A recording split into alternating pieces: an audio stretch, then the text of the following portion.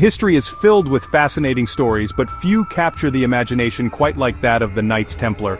These were figures who seemed to step right out of a legend, a unique blend of pious monk and elite warrior. They were the special forces of their day, instantly recognizable in their white mantles emblazoned with a bold red cross. For nearly 200 years they dominated the battlefields of the Holy Land and the financial corridors of Europe.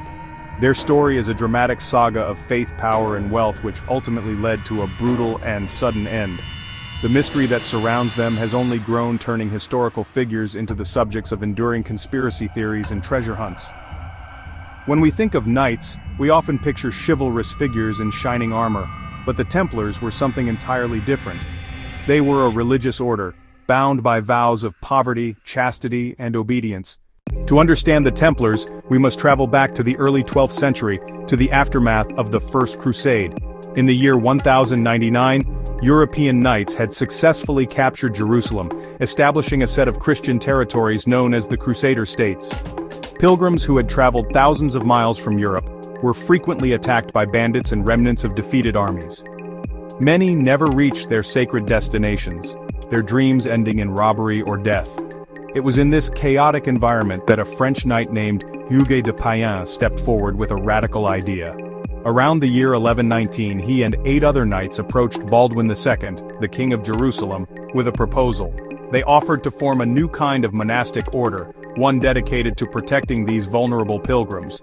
King Baldwin granted them headquarters believed to stand on the site of the ancient Temple of Solomon, from which they took their famous name, the Knights Templar.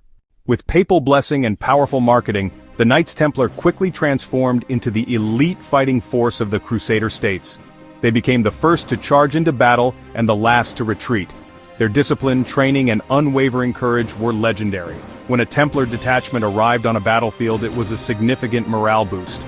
They were the shock troops, the special forces for breaking enemy lines. Their structure was highly organized. At the top was the Grand Master. Below him were noble-born knights who formed the heavy cavalry sergeants who were skilled soldiers, and chaplains who tended to their spiritual needs. One of their most famous moments came at the Battle of Hattin in 1187, where despite defeat when given choice between converting to Islam or death, they chose execution, cementing their reputation as martyrs. While remembered for Holy Land exploits, their true power base was Europe. Their papal charter gave them extraordinary privileges. Donations began to pour in from pious nobles and monarchs across the continent. They became one of the largest landowners in Europe, with commanderies stretching from England to Spain to Italy. They developed what can be seen as the world's first international banking system. A pilgrim could deposit money at the London Temple and receive a letter of credit, then present this letter in Jerusalem and withdraw funds minus service fee. The Templars became the trusted bankers for European royalty and nobility. The Paris Temple became the center of European finance, effectively serving as treasury for the French monarchy. The wealth and power of the Templars became staggering. This enabled them to fund crusades on a scale no single king could manage.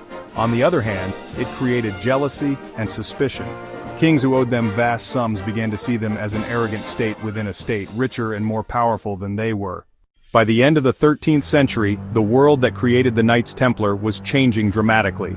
Their primary reason for existence vanished in 1291 with the fall of Acre, the last major Crusader stronghold. They were now a massive, wealthy, and powerful military organization with no war to fight. Their immense wealth had made them enemies, including the King of France, Philip IV. Philip the Fair was ambitious, ruthless, and deeply in debt to the Templars. He saw their fortune as solution to his woes and their independence as threat to his authority. Whispers and rumors began to circulate. Their secrecy, once seen as piety, now became suspicion. People whispered about secret ceremonies, denying Christ, spitting on the cross, and worshipping a mysterious head called Baphomet. These accusations were likely invented by the king's agents, but in a superstitious age, the stories spread, poisoning public opinion. Philip began to secretly plot, preparing a coordinated kingdom-wide strike. The Templars, confident in papal protection and their long history of service, had no idea their world was about to be shattered. The end came with shocking speed and brutality. On Friday, October 13, 1307, King Philip unleashed his plan. At dawn, in a highly coordinated raid, agents across France simultaneously arrested thousands of Templars, including Grandmaster Jacques de Molay. The knights were caught completely by surprise, dragged from their beds and thrown into royal dungeons. The king immediately seized Templar properties, a massive confiscation of wealth. Once imprisoned, knights were subjected to horrific torture to force confessions to fabricated charges. The charges were sensational: heresy, sodomy, spitting on the cross, worshipping an idol named Baphomet. Torture methods included stretching on the rack, burning of feet, starvation. Under extreme duress, many knights, including Jacques de Molay, confessed. Those forced confessions gave Philip the cover he needed. Pope Clement V was initially outraged, but was weak. Under pressure, he ordered monarchs across Europe to arrest Templars. The climax came in March 1314. Jacques de Molay and Geoffroy de Charnay were brought before a Parisian crowd, but instead of repeating confessions, they proclaimed their innocence, and that confessions were extracted by torture. An enraged King Philip ordered them burned that evening on an island in the Seine. The mighty order was officially no more. With the Templars arrested, one tantalizing question remained: where was their legendary treasure? When Philip's men raided the Paris temple, they found it largely empty. It is said that on the night before arrests, a small group secretly loaded treasure onto wagons and spirited it away under cover of darkness. What happened to it is one of history's most enduring mysteries. Theories about the fate of Templar treasure are numerous and fantastic. Some believe it was loaded onto ships and sailed to Scotland or even across the Atlantic. Others suggest the treasure was not gold but religious relics, secret knowledge, or guardianship of the Holy Grail or Ark of the Covenant. Another mystery is Baphomet. No idol was found. Some believe it was a mispronunciation of Muhammad, a Gnostic concept, or even the Shroud of Turin. As flames consumed him, Jacques de Molay issued a curse, summoning King Philip and Pope Clement. In remarkable twist, both died within months. Pope Clement from illness, King Philip from hunting accident. For many, this seemed proof of Templar innocence and power of de Molay's curse, adding supernatural layer to their dramatic downfall. Though officially disbanded in the 14th century, the Templars never disappeared. Instead, they transitioned from historical fact into powerful myth. The suddenness of their destruction, mysteries of lost treasure, and secret rituals created a perfect recipe for legend.